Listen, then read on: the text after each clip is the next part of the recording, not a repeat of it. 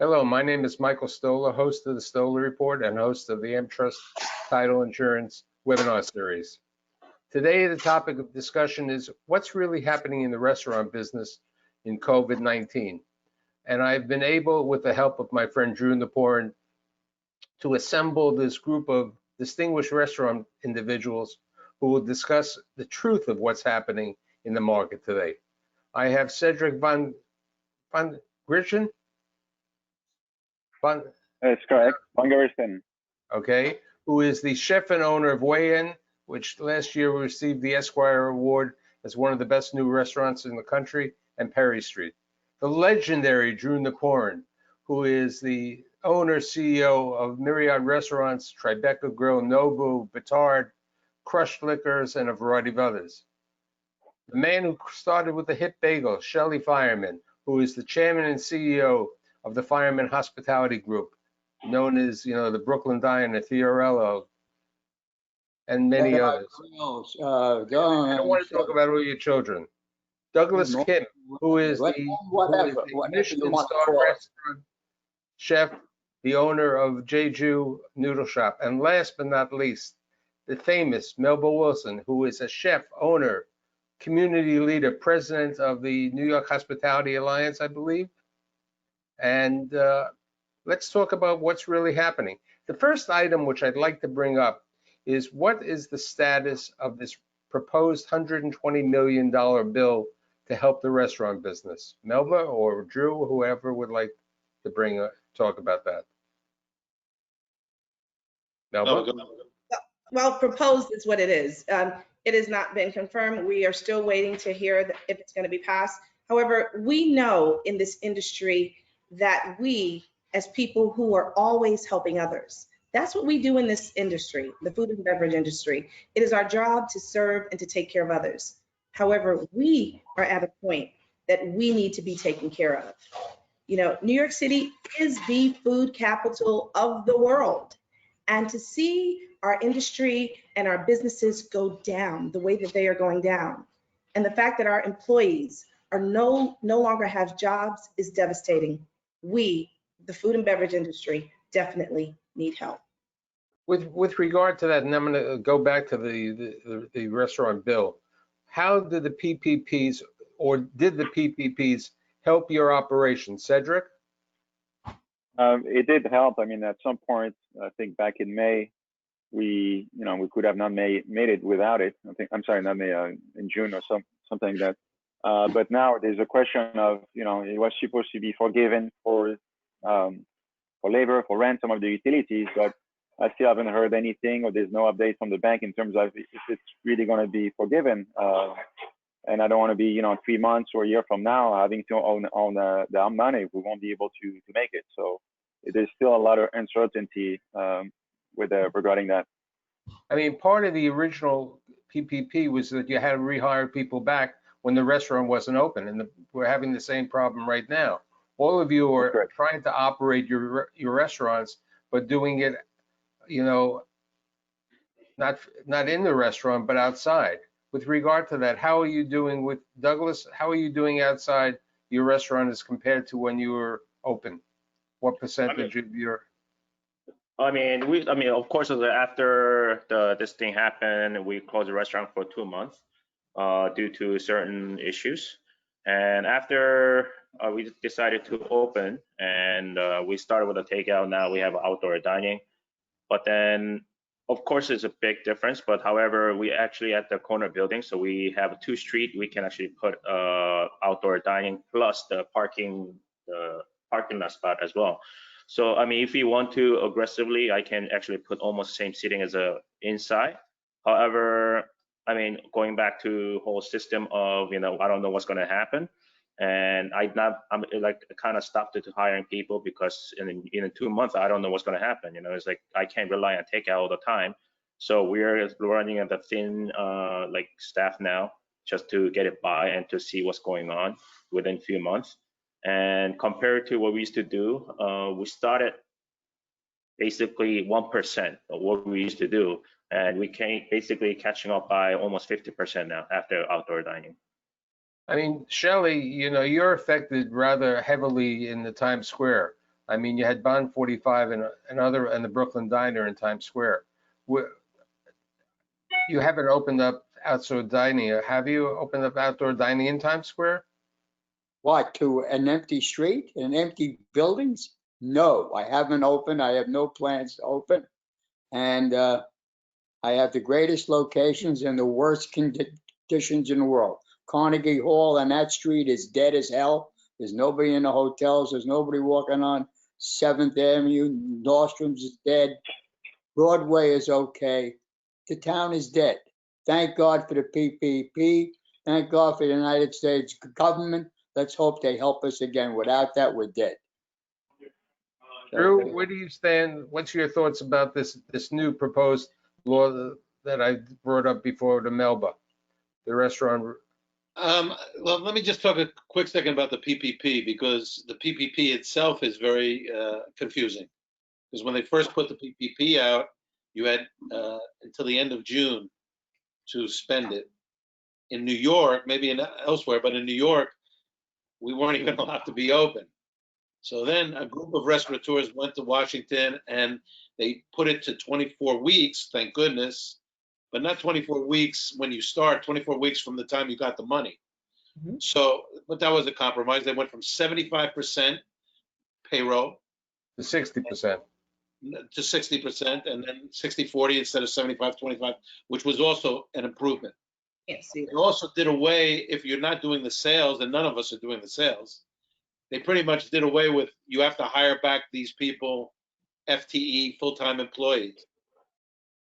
Cedric brought up a good point. You have to then, when you make your submission to the government, you got to hold your breath and hope that they're going to forgive your expenses, because your expenses can be $250,000 or more. And if they don't forgive that, you're totally screwed. So, for number one, I'm not holding my breath about another bill to bail us out. I don't see that happening. They're so tight now. That's not going to happen. I agree that the PPP, if they give us forgiveness, is going to allow us. It's like a stay of execution. But here in New York, and we're all from New York largely, we have to be given some information. Information was good at the beginning, but now we do not know if past October 31st, if we'll be allowed to even be open at all indoors. So that has to be the next step. And I don't know why they're dodging that. One way or the other, I actually believe that Cuomo and de Blasio, when it comes to the virus, have done a fantastic job in terms of flattening the curve. And I'm all in. I want to be supportive. Now it's survival. We cannot survive if we don't know how we can go forth after. And by the way, the outdoor dining rather is a fraction of what we normally do. It's a fraction. I mean, Douglas, he has a small restaurant, but he was able, because this is also something the city did very well, Michael. The city did not, you have to pay all kinds of fees for putting one table outdoors. The city just said, go on this website, click in, boom, you can do this stuff. Melba Wilson got David Rockwell to build a beautiful outdoor facility. And so the city, government to a large degree has been very supportive, but now we have to go forward.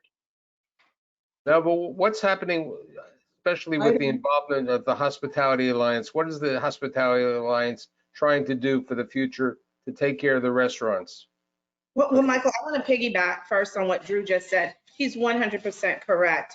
The government did step in. Cuomo and Mayor de Blasio, they came in, and I had never had a sidewalk seating before. I'm a single owner with no partners, no investors. I'd never had sidewalk seating before. And so for me, I did not have to pay the fees. I didn't have to have an architect come in and design the outdoor space.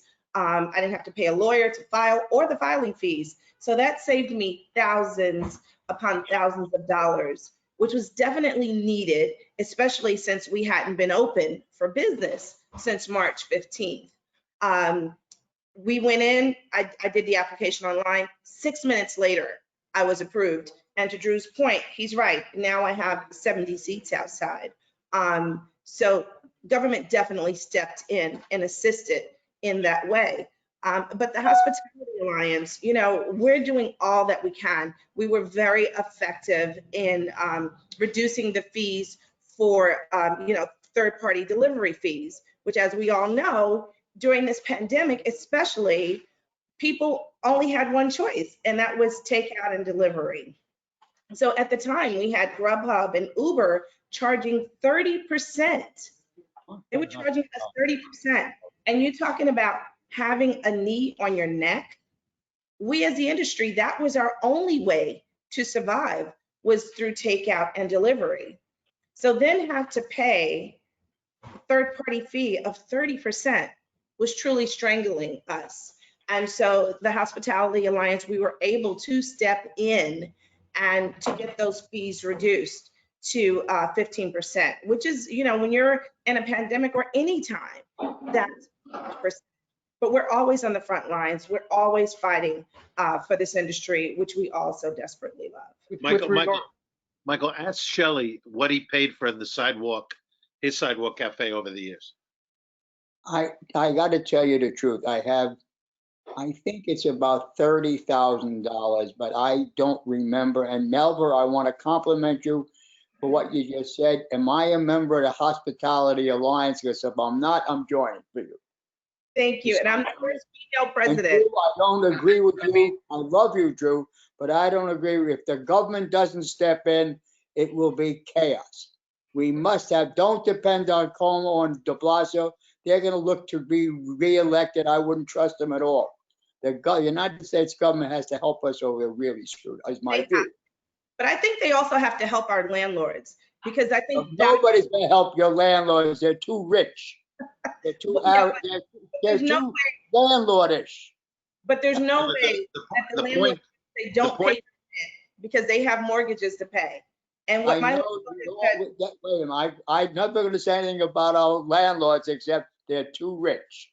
God bless. I agree with. But you did say before the webinar that you love your landlords because they've been always working. I never say anything bad, but do you think the government's going to help our landlords? And boy, they should help our insurance company. Where's our business interruption insurance that we've been lied and cheated for years? They knew there was don't stop me on that, because I'm suing my guys because I took out such a policy. I'm covered so much, except I got a chance. I'm using Walt Disney's guys in California, to tell you the truth.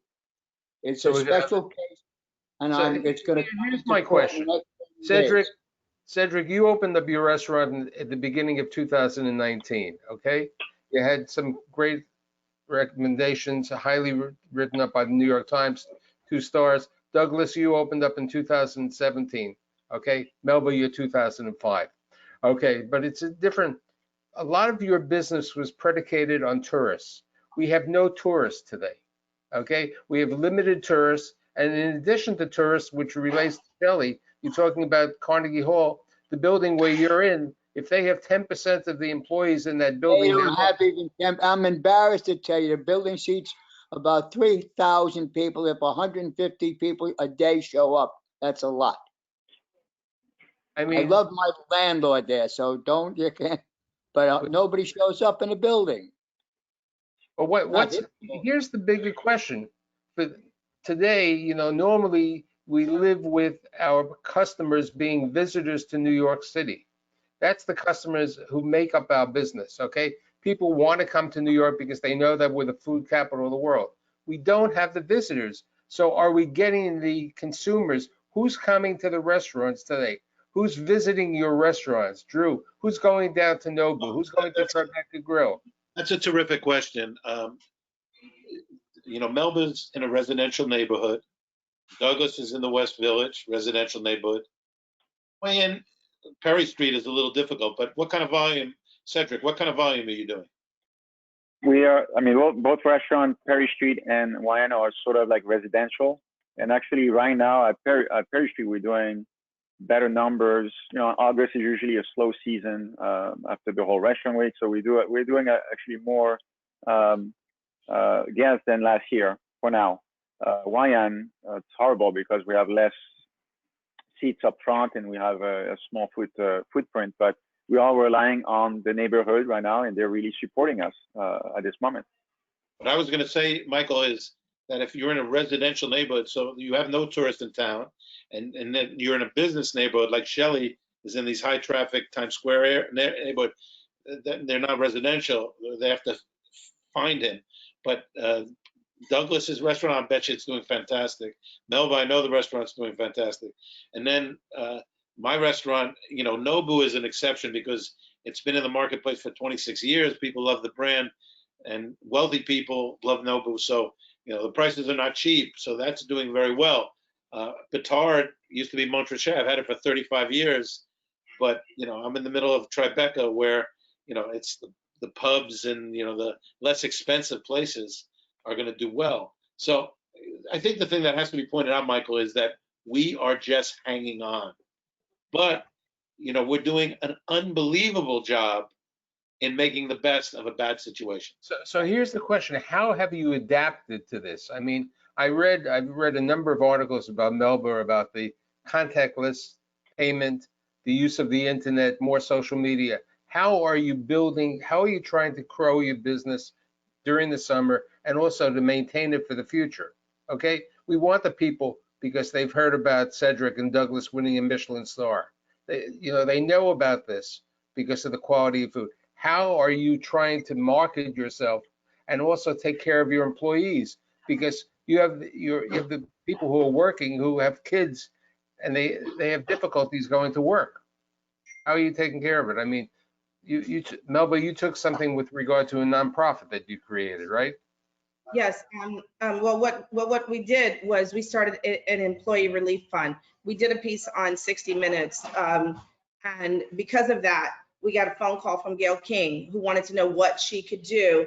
And so we asked her to feed frontline workers. And so she wrote a check and she was able to feed employees at a public hospital, Harlem Hospital, for a whole month. So that's what Gayle King did. Some of our catering clients that, of course, we're no longer servicing, Karen and Charles Phillips from Infor. Mr. Phillips came in and did the same thing for quite a few hospitals in the neighborhood so that we could also bring our employees back to work. As all of us that sit on this panel today, I hope I can speak for all of us. It's not for us because we're going to be okay one way or another, but it's for the hundreds of people that work with us in this industry. It's for, you know, Mohammed, who works in the kitchen, who sends money home to Africa to support his mother. You know, it's for Boubacar, who has his 5-year-old daughter. It's for Alicia, who has her 1.5-year-old daughter, and she's a single parent. How are they going to now support their families? That's truly what this is about. And when a restaurant closes down, Michael, it's not just a physical business. It is a layered effect. It is the vineyards, it is the produce market, it's the farmers market, you know, it's the fishermen, it's the delivery guys who drive the trucks to transport these items. It's not just a physical place. No, I agree with you. You know, yes, Shelley. I just want to say this. Why aren't we talking about the insurance companies? All you're saying is real and true. We all feel it. But where are we going to get the money to help these people? Why don't we talk about the insurance? Drew. So let's, Drew, have you, insurance with regard to that, has Cedric, have all of you applied for business interruption insurance? Shelley brings up a terrific point, but it's the same thing. We had the same problems around Hurricane Sandy. You know, they're going to wait, and then you're going to wind up going to somebody's office and spending 8 hours, and then they're going to capitulate. I don't think they had any idea that this thing was going to last this long. So, you know, that's another problem. But I'm like Shelley, I'm suing also. But, you know. What company are you suing? Our insurance company. Who is it? That's what I want to know. Class action lawsuit so that we can I'm not going in a class action. I'm going in a private lawsuit.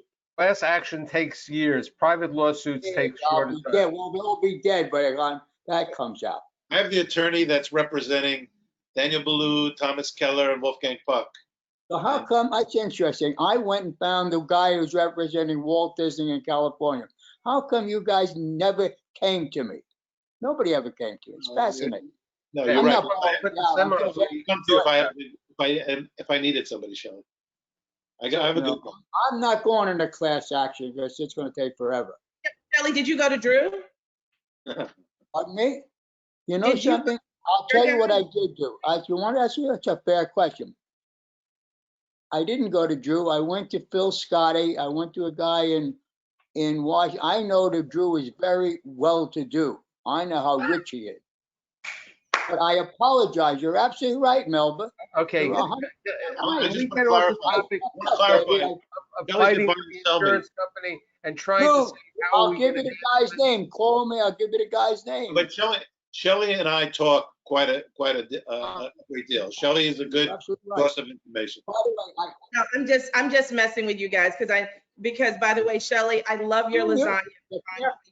Drew, I'll be at Nobu 57 on Sunday. But to make a point, we do have to share information to both what Shelley and Drew are both saying.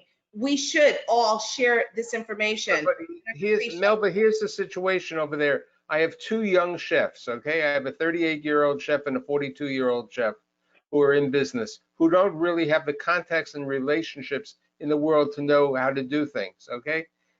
They may not have business Talking about interruption. Cedric? You know, You're talking there's about I Cedric? don't have business It's a lot of- interruption a insurance. lot of advice. And you know what? You know what the situation is? How many Business restaurants survive after 2 years? Not that many. So how do we take care of and help Cedric and Douglas? That's the Okay, question. let me just, Cedric comes from pretty good stock. His father happens to be John George Vangerecht. We know that, but you know, he's operating himself. Cedric, I did have a question for Cedric though about his father's restaurant in the South Street Seaport, because that had just opened up and that has a huge outdoor area. So That's is that correct. open? Is that open? That opened about a little less than 2 weeks ago. So the Fulton, this big restaurant, is not open. So they're using the rooftop of the building where they used to do concert before, and they basically created patches of fake grass, so it looks like you're picnicking. And there's, I forgot how many squares, and that's yours, and you can order food and beverage with it. And there's, this is probably the best for social distancing right there. There's plenty of space around, and it's outdoor. Is David Other Chang, thing, is David Chang's restaurant open? no, that's it's only Jean Georges basically. It's not even the Fulton Fish, his restaurant. It's just something from the South Seas Seaport that Jean Georges is taking care in terms of F&B. So here's a question for all of you. What today, you know, that the pandemic is, you know, there are less cases in New York. What percentage of our business is delivery today?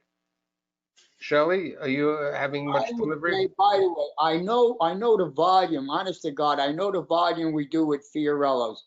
And I tell you the truth, I pay attention to the gross sales, not how much is delivery and how much is in the cafe. I'm here in Bedford, they're in Manhattan.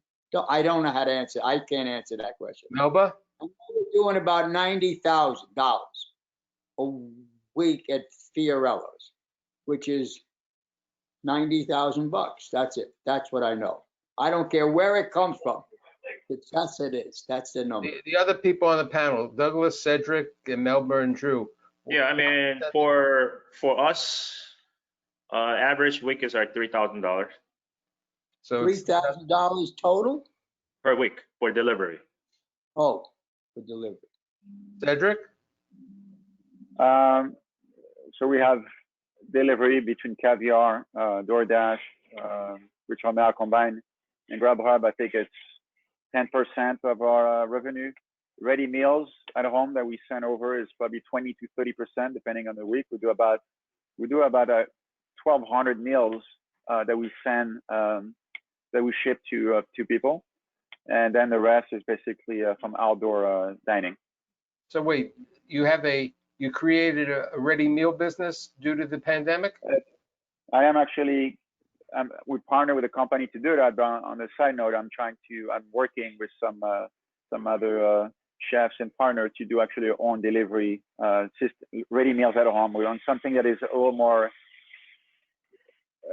elevated in terms of, you know, the packaging and in the delivery system, because I feel like a lot of the time all of my friends will tell me if they order something from the restaurant, by the time, you know, it's a third party that's delivering that food, by the time the food arrives there, the bag is ripped apart. I mean, it looks like crap basically in those containers. So we're trying to, I'm sure this is going to keep on increasing the demand for the next few years. So we seem, you know, we're trying to work on that basically. I have a question for this group. I'm going to say it. I order in sometimes, and I don't want, when the guy comes to the door and he smells so badly and he looks so disheveled, I don't really want to take the food in. If you guys, some guys pick up from and deliver for me, I see at Fiorella's. I don't want to give them the food even. Who wants to eat? Why isn't there some demand You know, Michael, on our part to clean up these guys? Their body odor is unbearable sometimes. Michael, Shelley, as right? usual, Am I right? Shelley, as usual, has brought up a good point. I'm just going to weigh in a little bit on takeout. It represents, it really is not a large portion. Sometimes some food is designed to go in a package and you can bring it home and reconstitute it and it's going to be okay. Chinese food, for years, it's been the greatest takeout food. They put in those stupid boxes, comes fantastic. Okay, but I've been taking out quite a bit before I got open in my own restaurants. Two things I noticed: they always forget something. Oh, we forgot the cauliflower. Oh, there's always something missing. That's number one. Number two, it's uniformly terrible. It's never, and especially like a better restaurant, like, all of us, we run really good restaurants. The food just is, but we don't know if the customer, if their expectation is tempered, so they give us a pass, but it's never the same as when you eat it in the restaurant. Yeah. With Agree. regard to And this that, is where we want to push for that. We want to make it, there's definitely a lot of room for improvement, and I think a demand where we can elevate that, elevate the service. You shouldn't just be a driver dropping that food. It should be like a runner, somebody from our own restaurant, our own company, deliver you the bag and respect that food, and can even explain you the food as he drops you in front of your house, So I think there's a lot of room for improvement for that. Michael, so the thing that we really should also mention, people in New York, there's a vast majority who will not go out right now because they don't feel it's safe, whether indoor or outdoor. correct. Right. So, and then we have some spokespeople for the industry who say, we need a vaccine first. Okay. I was one of those people. I went along with the program, but then I saw all my fellow restaurateurs and chefs being very innovative and opening here and there. And I said, I got to give it the good college try. But it's not just tourism that we're lacking. It's the confidence in the customer to come back. And that's what we have to, the government right now has to give us some straight answers about the virus. And if they don't feel that it's safe, they have to tell us now, not wait until the 11th hour when, we have to deliver the bad news to our staff. Yeah, I agree with I totally agree with you, Drew. There needs to be a plan, and Cuomo and our mayor, there's got to be a plan. Otherwise, I feel like we're with blindfolds and we don't know what to do. And someone made a statement earlier that we're operating at a moment's notice. We're just pivoting, and thank God we're able to do that. But a lot of us can't. So what about the small business owner that's one restaurant that saved up money like I did in order to invest in their business? I looked between 110th and 121st Street. There are 11 businesses that have closed in a 10-block radius. That's hurtful to me. But how could you demand an answer from people who don't have an answer? You're living in a should world. The world should be a better place. People should know more. They don't know more. I talked to a head of a hospital. He knows as much as you do. They don't have an answer. Then Shelley, Why are they opening say that. Then that's what they should say, that they don't say anything. Right. They but don't, we're they opening don't up have to an answer. But I Why think Drew brought up a very important point before. What's the Including point? myself. Hey, I you don't- want an answer? There is no answer. You Life know is what? no It's answer. the comfort. I think it's the question of people being comfortable going into even outdoor seating, But because they don't know the right answer to give you. No. Shelley, Yeah. it took a long time to figure out that a mask would be the necessary thing to protect you or for you to be protected from others. It took us a long time. Now, when people come to our restaurant, they sit at a table wearing a mask, and the minute the drink comes, they take the mask off. Right. The mask Right. is now off for an hour and a half. Right. That's not even safe. I mean, you know, And if you we're really, talking, it's not you're safe. right. So we have to win back the confidence. In other words, a cocktail on a table doesn't suddenly make the germs go away. Right. You know, so But what do you want them to do, Drew? Tell you because what. they can do certain things. They can say when people are approaching your table to serve or whatever, put the mask back on. Basically, what I'm saying is, it's like Melba said, we're thinking on our feet. But you know, if we want to be able to open indoors, there has to be more vigilance in terms of the safety factors. That's what I'm saying. right. But if you don't open up indoors, you're not going to be in business in 6 But months. how are we sending Okay. kids Know back? that. That's why the government and the insurance companies have to step in, because I don't see how we're going to open in 6 months. I talked to the head of hospitals, they You're don't right. know. Kids back to Most of us, school? the PPP is either run out. The PPP is either run out, or it's about to run out. So Or once we do it again. once the PPP runs out, there's going to be so many more Do it people in again. unemployment in New York because they haven't allowed us to reopen the restaurants. But Michael, how are we then, okay, how are we then sending kids back to school? If it's That's crazy. unsafe to open restaurants, how For are 8 we hours. sending kids back to school? By the way, I don't think you should send kids back to school. Now, are you going to keep them home? How can you keep them home? It's not fair. Nothing is fair in this world. That's what we have to understand. It's an unfair world, baby. That's Okay, the way Shelley, to make it fair. you're right. And then you look at Europe, and you look at Copenhagen. I and all speak these to different Italy places. every day. It's business as I have to usual. say something. What's that? They don't want, I speak to Cedric, Italy you have every restaurants day. overseas. How are they doing? Hey, do. So I'll tell you how two in they're Jakarta. The London and Nobles they doing are- fantastic. they're Yeah, doing. they're doing very good. they're doing Indoor, open, poorly. outdoor, and delivery. They're almost back to normal.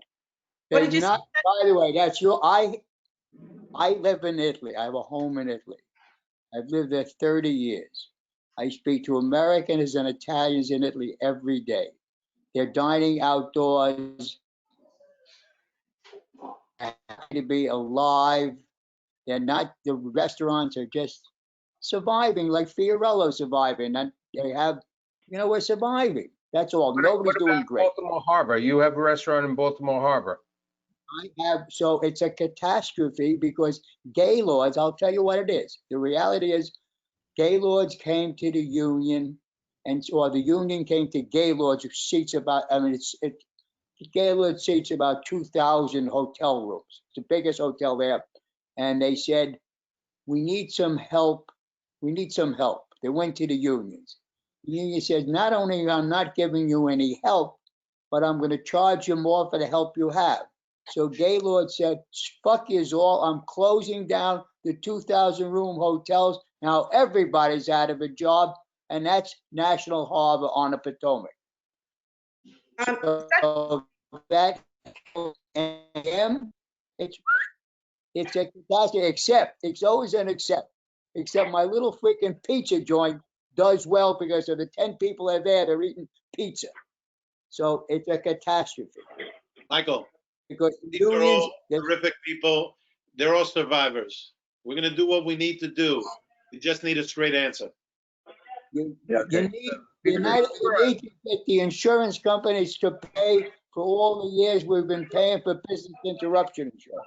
I agree with They Shelley.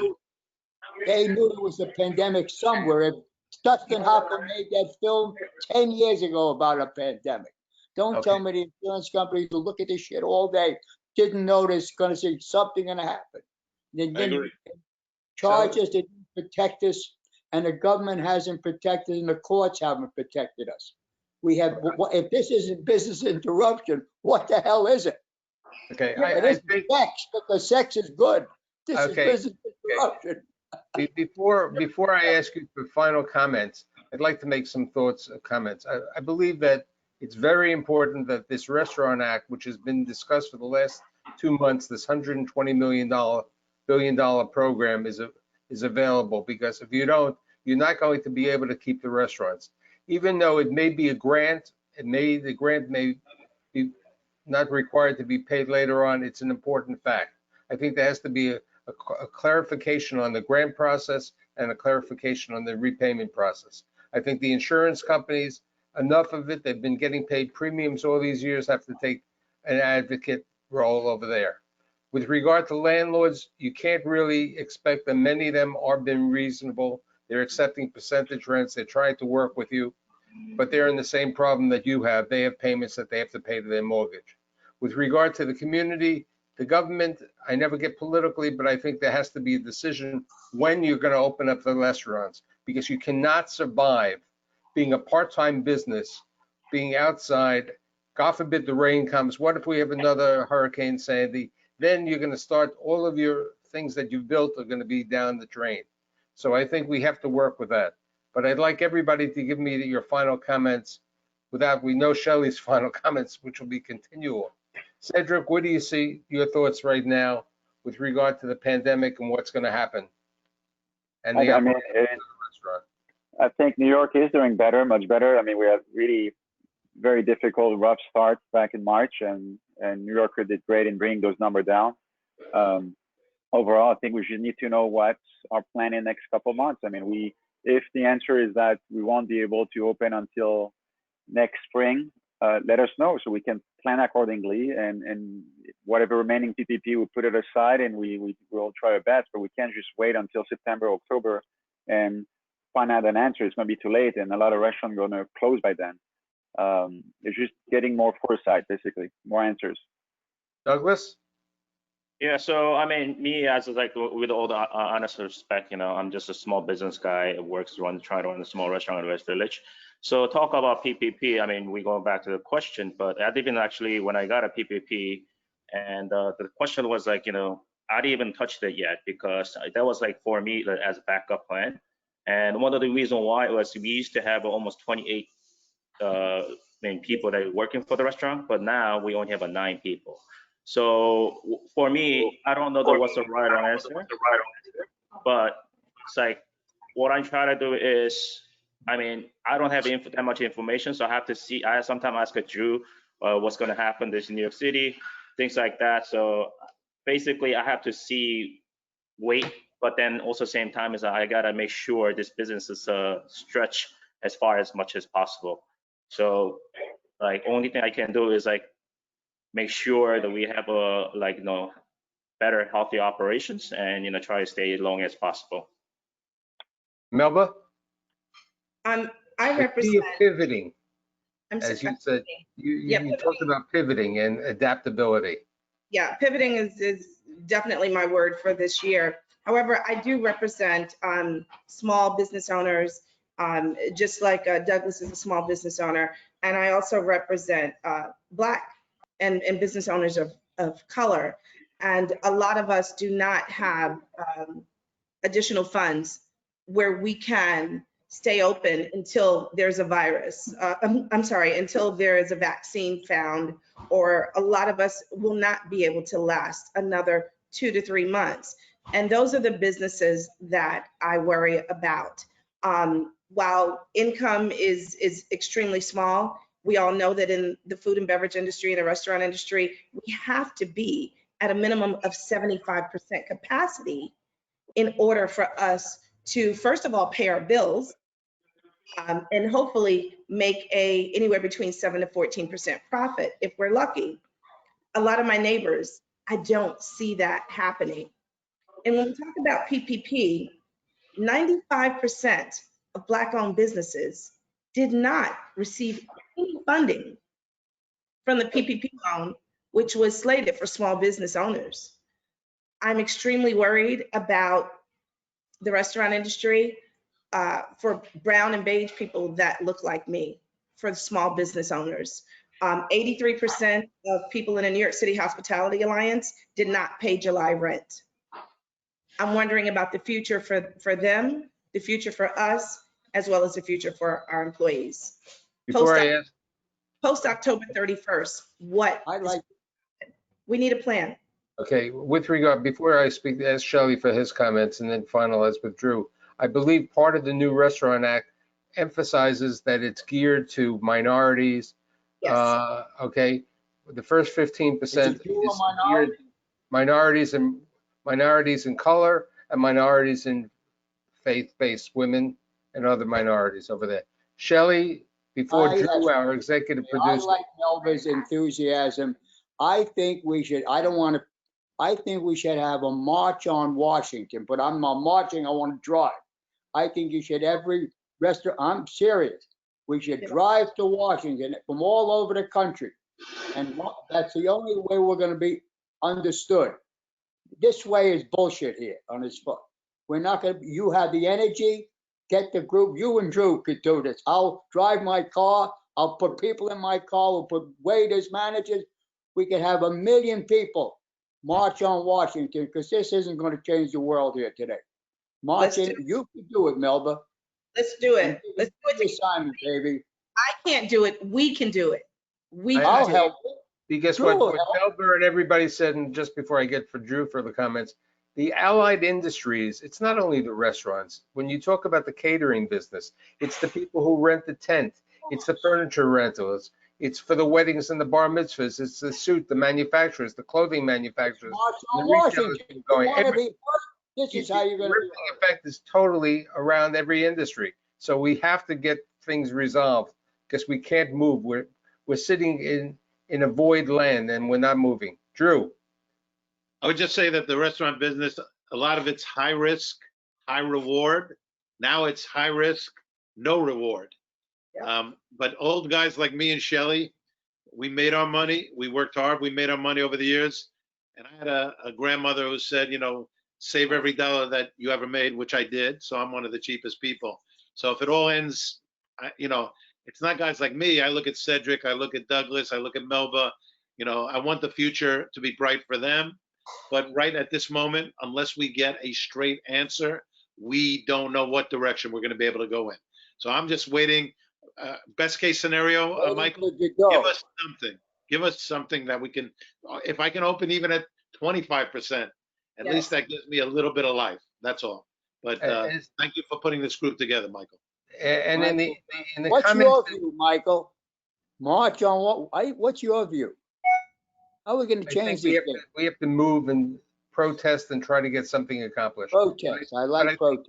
in reality, the same way that if you ever call Drew's telephone, you get the following: eat. He says, eat in Tribeca. The comment is, eat in New York City. Go visit the restaurants, feel comfortable, try to be there, go to the catering, work with them. Let's march on Washington. We'll each bring a dish of food to show them how much we care. We'll feed them. We'll stuff their mouths with food and they'll appreciate Bring it. the matzo ball soup, Shelley. I'll be there. That's all. I'd like to thank Cedric, Drew, Shelley. Shelley, That's a movement. Douglas, Nova. This is Mike Stoller, the Stoller Report, Washington's money to us. and the Amherst Title webinar series. Thank you for all being here. Thank you. Thank you so much. Thank you for having us. Thank you.